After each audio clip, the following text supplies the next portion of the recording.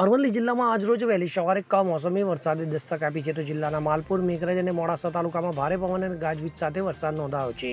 તો વરસાદને કારણે જિલ્લાના કેટલાક વિસ્તારોમાં વીજ પુરવઠો પણ ખોરવાયો હતો. તો લોકોને ગરમી અને અંધકારનો સામનો કરવો પડ્યો હતો. આગામી મોસમી વરસાદથી મકાઈ, બાજરી અને જુવાર જેવા પાકોને નુકસાન થવાની સંભાવના છે. તો એક તરફ આકરો ઉનાળો અને અતિશય ગરમી છે, તો બીજી તરફ વાતાવરણમાં આવેલા આ અચાનક પરિવર્તનથી ખેડૂતો અને સામાન્ય નાગરિકો ચિંતામાં મુકાયા છે. તો હવામાન વિભાગ દ્વારા આગામી 3 થી 4 દિવસ સુધી વરસાદની આગાહી કરવામાં આવી છે.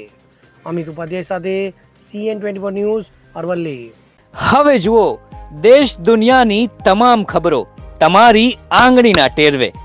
ઉઠાવો મોબાઈલ અને Google Play Store પરથી ડાઉનલોડ કરો અમારી CN24 ન્યૂઝ મોબાઈલ એપ.